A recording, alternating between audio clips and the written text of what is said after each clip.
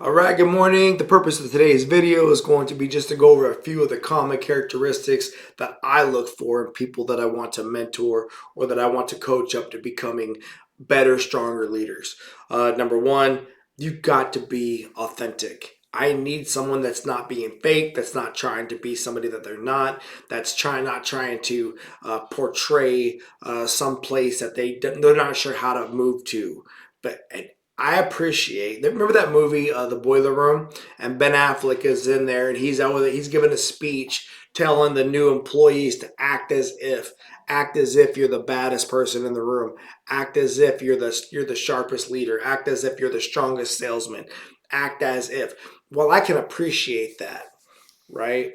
My concern is when people start acting in a way that's not good for them, that they're not going to be able to sustain that.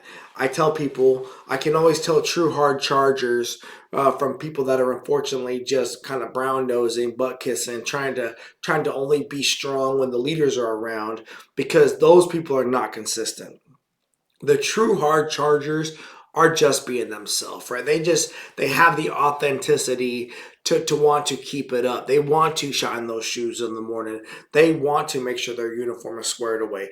They want to make sure their backpack is ready for school in the morning or that their homework is done. They're not looking for somebody to have to make them do those things. Those are the true hard chargers. And while it's okay to need help and get an outside energy source to help you want to move forward, my advice is learn how to get the inspiration inside of you. So the number one thing I look for, if somebody I want to mentor them or if I want to give them leadership opportunities, which this is one of my main things to do in life, is I find people with leadership potential and I help them not only improve it and draw that out of them, but I also help put them in positions to best capitalize on that opportunity. And then when they can find the success that they were looking for, hey man, it's a high five, go team, right? That's part of the journey. The next thing I look for is integrity. You have got to be somebody who is not going to compromise your name. When you lie, in my opinion, you are now compromising your last name. For example, when I sign off somebody's PQS or when I sign off somebody's paperwork, whenever I put my name on that piece of paper, I'm essentially standing by that decision or that recommendation or that claim, right? This is why I think people that just pistol whip their signatures or they just fire off signatures and don't even talk about the problem, they don't even talk about what's supposed to be happening, they're unfortunately not to be trusted. Right now, I'm not saying a lot of things don't happen throughout the day and we're not going to do some things and not give it a whole bunch of thought. But I think that as leaders or as people that are operating in the world where we have to stand by our word, we should already kind of know in our minds what are the areas I'm willing to say yes quickly and what are the areas I need more understanding, I need more conversation. So for example, if one of my students wants to go to another classroom and I know that that's not typically something we authorize during the classroom or during the school day, I will do more deep diving, or it'll be a quick no. No. Simple. Right? No. Now, if we don't got a lot going on and there's time, space, and distance for them to go there, maybe I'll call up the other teacher and say, hey, one of my students has some information for you. Can you do it over a phone call or can they come up and see you? And I'll give that other teacher the opportunity. But here's the thing. When I make that phone call, I'm now interrupting that teacher from what they're doing. That happens to me too, right? I'll be teaching in the front of the class, get a phone call. Hey, MC, this teacher needs to talk to you. I'll walk all the way back there to the phone just for someone to ask me, can so-and-so come to your room? Typically, it's going to be a no. No, right? No. But I understand that this is what people do when they want opportunities, right? They closed mouths don't get fed. You have got to put your hand in the air and ask the question. I get all those things, so I roll it with the punches. But you've got to be able to stand behind these decisions, and that's where I think integrity is going to be crucial. Can you be the same person always and forever? I learned that through my journey, through my experience, because I'd have hard conversations with people that I would think would be one-on-one, and then 5 minutes later, be down in the Chiefs mess, and somebody else would hit me up with the talking points from that conversation because so and so was mad or angry or frustrated or disappointed or looking for validation from somebody else, and they'd go running. Well, Gary said this and Gary said that. Gary, did you say this? Yes, I did. What now?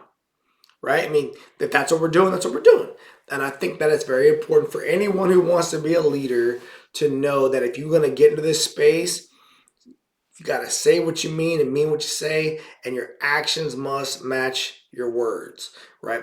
We use a lot more words typically than we do actions, but they're going to be watching. And I learned something when I was in the military, and that is either all the rules apply or none of the rules apply. It's just that simple.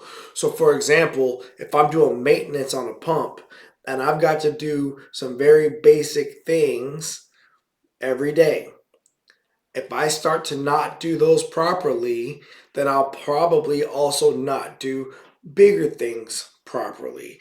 That's just how sailors, that's how we do our math, right? That's our calculative reasoning, if you will. So what I learned was we've got to do the dailies all the way right so that we can then do the monthlies all the way right and the quarterlies all the way right.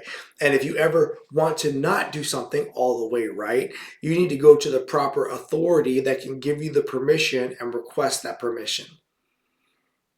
Simple. Maybe someday you'll get to the level where you'll get to be the one that gives the authority. Maybe, right? Maybe.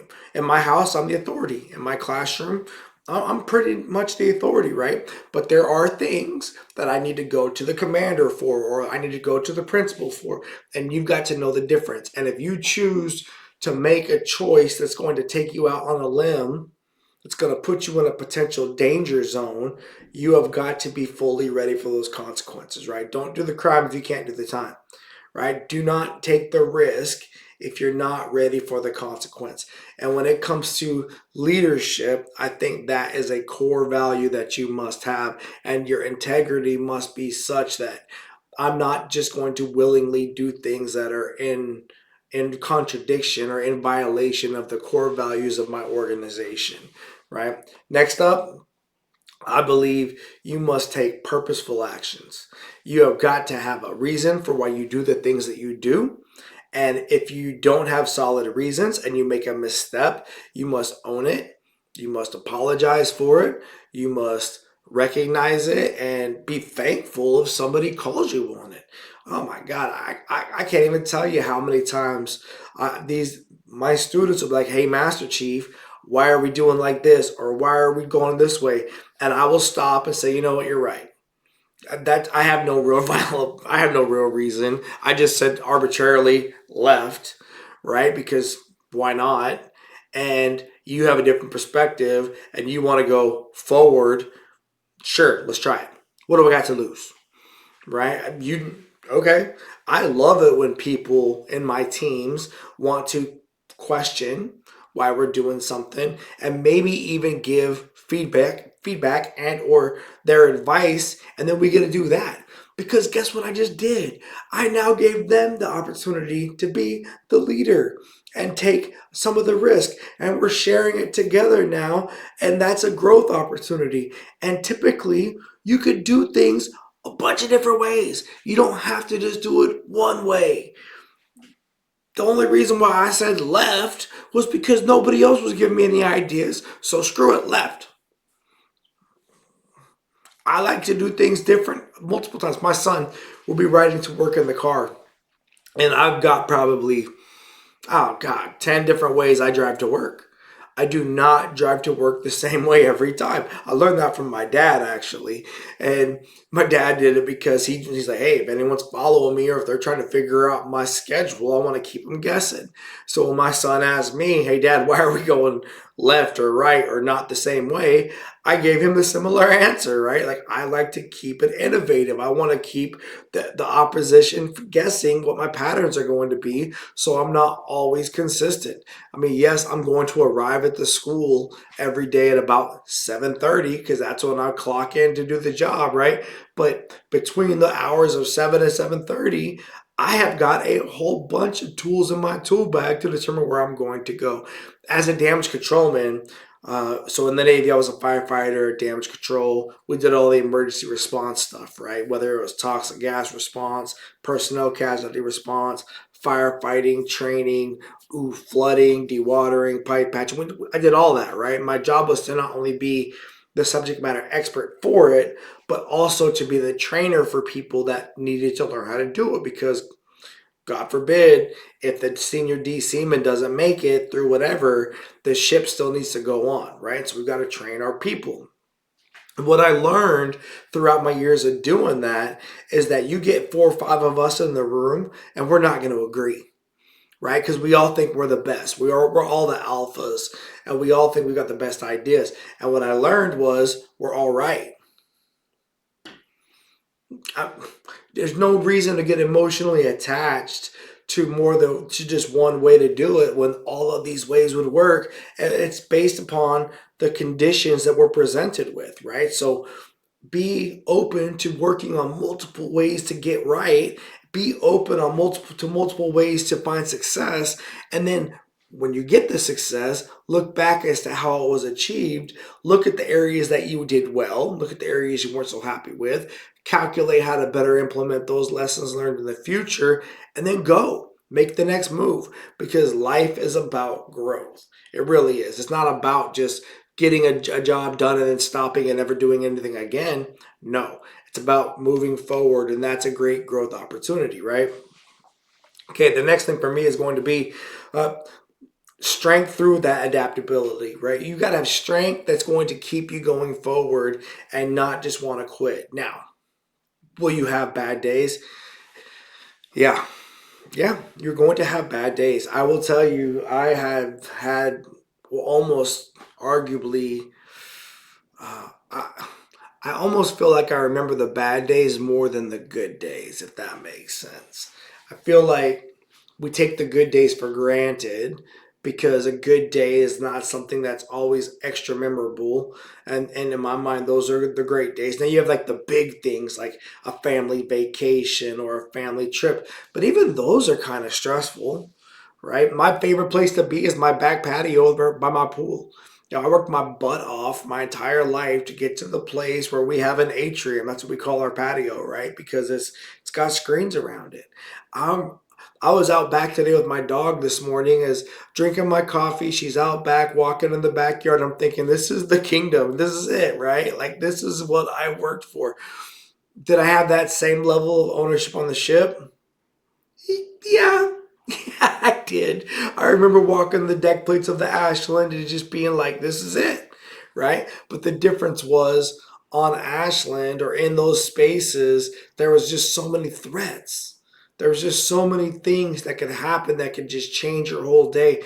And when I say threats, I just look at that as, because I mean, some of my COs and my XOs would tell you that as much as we thought we were in command, all it took was a phone call from the next level up, and all of a sudden we felt like we were just getting, micromanaged, right? And that's, guess what? I don't mind micromanaging.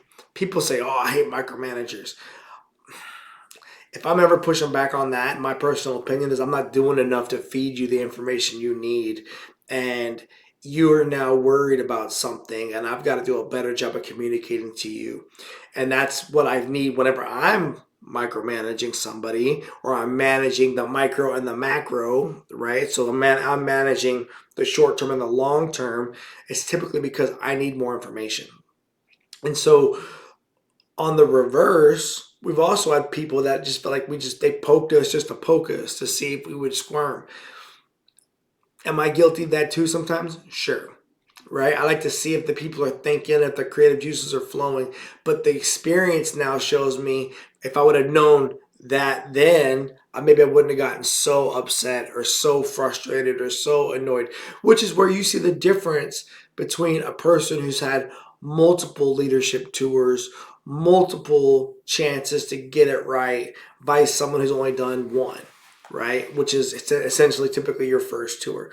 We tell people that go into the CMC program, your first tour is going to be the most stressful. At least that's what I was told, because everybody's on their first, right? First tour XO, first tour CO. Typically it's first tour department heads. Typically, it's a first two or master chief, and that's good because everyone needs to have that same level of I would say concern, because typically the '06 major commander, the Commodore, is going to be a first tour Commodore, right? Very rarely. So my boy Pat just retired, or he's retiring right now. Shout out to Pat German, my guy. He's retiring as from being a Commodore. But before he was a Commodore, he was an '06 major commander on board an LPD 17. And he did it, and he did an early command tour on board a minesweeper, and he did an XO command tour fleet up on Ashland. That right there, that's the seasoning. And oh, by the way, my man went from he came into the Navy enlisted as a hospital freaking corpsman, rose up through the ranks, commissioned, and then rose all the way up to retiring as the Commodore, the highest ranking guy in Sasebo, Japan. That's a boss, right? Having served with him in the triad on Ashland, and of course he's on my leadership advisory board, and he does so many other things for me as a friend. What I will tell you is you don't get through all of those things without having some tough times, right? And there, when he was younger, when we were younger, we would probably be very frustrated, we would be very upset about things. One time, it was my 20-year mark in the United States Navy. I totally forgot about it, by the way. I had no idea it was my 20-year mark. We were in Sasebo, Japan. My friend Walter was coming over. I hadn't seen Walter since he was on board the George Washington. Actually, I hadn't seen him since SWAS Norfolk. And so he was coming up, and I had no visibility that it was my 20-year mark. I completely forgot. And so as we're sitting down to have some drinks or whatnot, I get a phone call from my CO. And my CO says, "Hey, Gary, the Commodore wants to meet us, me, you, and the XO, because they want to yell at us about something." And I believed it, because unfortunately that was kind of the relationship we felt like we were having with these leaders at the time, was that they could just grab us at random moments or call us at random moments to come get on a VTC or come meet them somewhere and have a tough conversation. So I'm like, I'm not happy. I'm look, as the Master Chief, I took it very strongly, as my role was to protect my CO and my XO. As long as we're not doing anything illegal, unethical, or immoral, leave us alone. And so I was that bulldog for them, which, I love playing that position. I'm not going to lie to you. I love being the leader that gets to go out there and kind of, help out a little bit in that regard. So I go downstairs, I meet up with my XO, my CO. I am ready. I'm locked in. Like, let's go. They take me on a drive. We're supposed to meet somebody over here, and they're not there. We're sitting around. I'm just like, what the hell are we doing, man? Like, where are they at? And then they take me for another drive over here, and I'm just, what the hell? Until we go walking into the base club, and I'm thinking, I'm following in, and I'm not a happy camper. I go walking, and I see my chief's mess is in the room, my wife is in the room, and it's my 20th year party. Everybody saw my face when I walked in the room. They were like, "Oh my God, Gary's about ready to start lasering people." But that's the level of, I will tell you, intensity that I brought to the position. Now, that's 2016, 17, right? I guarantee you, Gary Wise in 2025, completely different ballgame, right? I've just gone through so much by now. I've multiple CMC tours after that tour, and then retiring from the service, and then teaching high school and working with the kids, learning. People aren't, we're not getting shot at, right? We don't got to take things so seriously. And so I put that out there because I want for you to understand that I want you to be intense, and I want you to care, take it personal, but you also need to be a little more strategic about your energy. I want you to have focus on the team. Okay, if you're somebody I'm looking at as to be a potential protege, future leader, a person who wants to step up, and you want to work with me, in order for me to take you as a client, I've got to believe that you care about your team more than you care about yourself. I wrote an article the other day about how don't worry about all the letters after your last name. You know, that's what I was doing when I was getting out of the military. I was just collecting credentials, using those federal dollars to go out there and get credentials. Which now, looking back on that, on the hindsight, I just think it's more of the freaking bureaucratic bullcrap. To be honest with you, I think the cool program is just. I think credentials are just a way to get federal tax dollars. I'll be honest. I think it's when people are marketing their credential directly to the military as a way to help prepare them for transition. I feel like you're preying on their fear of life after the service, and that the people that found success after the service would have found it whether they had that credential or not. And but you're doing it because you know they're getting free tax dollars to buy your credential. And then, oh, by the way, you're giving your credential to every freaking body. Let's be honest, right? Like, let's be honest. They're just paying to study to pass a stupid test or to get through a conversation. I could teach anyone to pass through a conversation. I, for me, I became very disillusioned by all of that when I got out here to the civilian world, and I realized that none of that's required. Right? What really matters is your work experience. Well, I will tell you that education, it matters, right? But it really just matters on your resume. And that's where, if anything, if you do get the credential, okay, just make sure you get your value, make sure you get your money worth. And if you're going to do it for free, that's awesome. You know, just watch out for the recertification fees. And, you know, if it's worth keeping it on you, sure, but I don't use them on my last name anymore because I realize that they're not the real value. The real value is me, right? I don't need to bring shine to some other organization that's just trying to leech off of the federal government and get people to buy into their program. That's whack. I'm not doing all that, right? Some of the same, I would say, some of the same areas to watch out for. So complacency is still going to be a thing. So watch out for that. You can, Captain Grimes, when I was in Guam, he would always tell me that complacency is the default human like response, and that you had to always combat complacency. And he's not wrong. We've all got to combat complacency. So I would tell you, beware of complacency. Don't forget why you're doing the things you're doing. Do your best not to take people for granted. Unfortunately, humans are selfish, and you have to remember that people are typically doing things to hopefully help you or to help themselves. Which, you know what? I don't mind if somebody's doing something to help themselves as long as they're upfront about it, honest about it. And how can we work together to both get what we need? My favorite people are the ones that theoretically recognize that what's good for the team is going to be good for them. Those are my favorite people. So they recognize they want to take care of the team and they trust that they're going to get taken care of on the backside.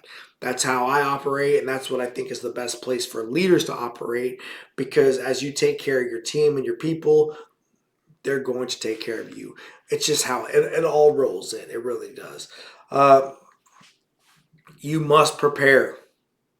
You must prepare. You must find out the information. One of the first things I do before I step into something new is I research it. I look it up. I Google it. I read about it. I talk to the people. So if I was going to come into your business and to come in there and give you recommendations as to how better improve your organizational leadership structure or experiential learning process or whatever that's going to be, one of the first things I'm going to do is research your team, research your people to the best of my ability, talk with them, get their feedback, talk with you, see what you need from me, and then come back with my recommendations and my advice. And I can almost guarantee you it's going to require training, because I believe that training is the number one tool to build teams. Just period. Right? And from years and years and years of doing the things that I've done, I will tell you it comes from training and certifications. So we've got to figure out a way to not only train your team, but then certify them to meet your standard. And what you need an outside set of eyes to do that for you. You need somebody external to your team. Now, I used to create my own teams on board my ships to be my outside eyes. And I would put them in a different space, in a different category to fill that function. So that way when the Navy sent their people to look at us, we were double prepared. Not everybody has that level of energy. Not everybody has that level of insight. Not everybody has that level of experience. I understand that. But that's one of the things I would want to try to leave you with, especially your managers, your people that are going to be in management, key leadership positions. They need to understand the difference between training and assessing and remove the emotion, and then also understanding when they might be part of the problem. Okay? I think another thing is going to be we fail to look to the future. And this is one thing I will say, military and civilian, is when you've got 3 years at an organization, you can really lock in and commit for the long term. Your last 18 months, your last 12 months, your last 6 months are super hard because you know you're leaving. You know you're leaving and no one else is going with you. This is one of the areas that I really respected the officers, because the officers would almost never, at least in my experience, get short timers syndrome, right? They don't get senioritis, if you will. They would work all the way till the freaking very end. With my chiefs, man, I'd have to almost like pull them by their hair to keep them focused. Even with myself, right? It would be super, super hard to maintain the composure all the way till the end. Now, I've done it everywhere I went, worked all the way till the end, and I made sure I left it all on the field. But I will tell you, it took a lot out of me because you really just want to look at the door. You just want to. In the Navy, we had this saying: the best commands were always your next command or your last command, because typically people didn't focus on their reality.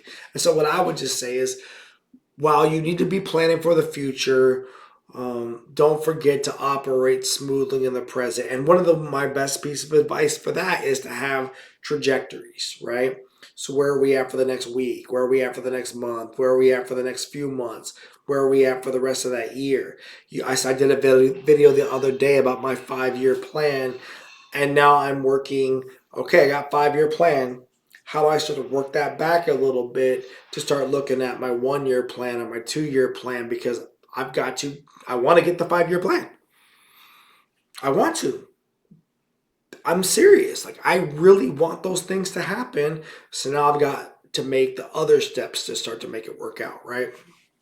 Um, you know, the last part of this conversation today is going to be having the ability to have tough conversations. So when I first started this leadership business, I was involved with an organization that is doing the credentialing and the certifications and whatever, right? And I was working with them.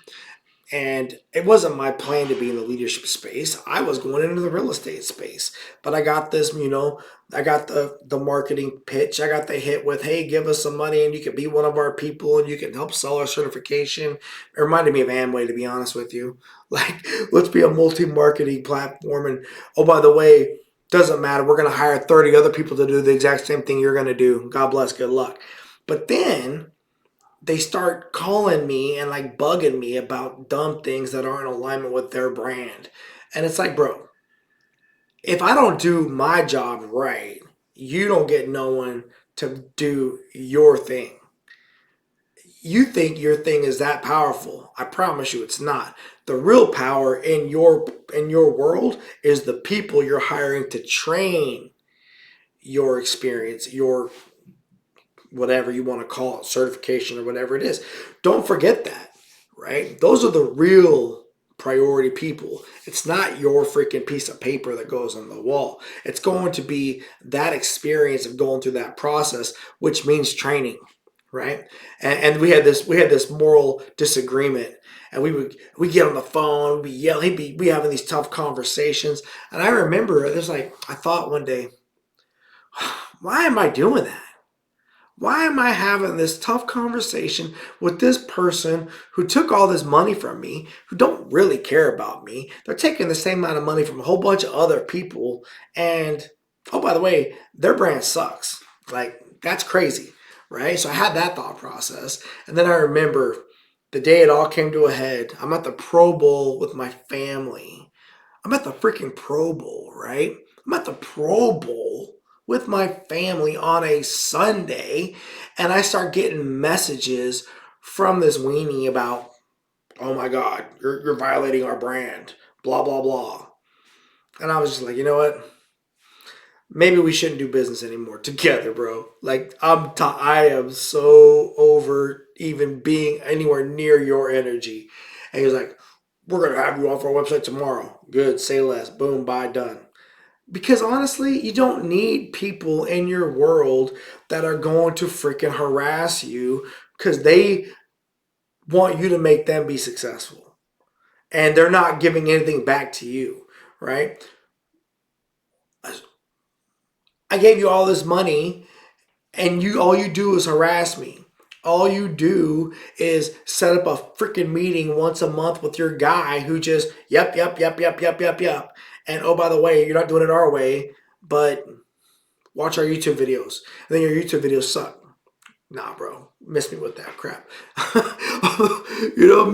Y'all, good luck to y'all. God bless, good luck. That's not going to work. And I think you have got to know what are your standards when you start to recognize these conversations are not serving you. Now, you can't be afraid to have those tough conversations. That day, that tough conversation where I said, I don't want to do business with you anymore, right? And here's ultimately why I pulled that lever. Are you ready? Because in that conversation, when I'm in the Pro Bowl with my wife and my 2 kids, this dude's going to threaten me via text message. If you keep doing this kind of stuff, your part of being a part of our team might be at jeopardy. Bro, I've been talking to other people on your team who all feel the same way I felt. And oh, by the way, you're not recognizing they're the brand. Your brand, doo-doo, right? But you don't recognize that. And they're going to keep attracting people to come do business with them all over the country. So for you to say, oh, that's a geographical person, or that's a geographical, nah, bro. Nah. It's not how it works, right? What you have good is content. As I will tell you the structure. That's great. Right? That's great. What you have bad is you don't understand the real values in the people. Anyway, what I will tell you guys is as I look throughout the corporate sector, as I've gone, so I imagine we have that conversation. I leave that team at the Pro Bowl. Since then, booming.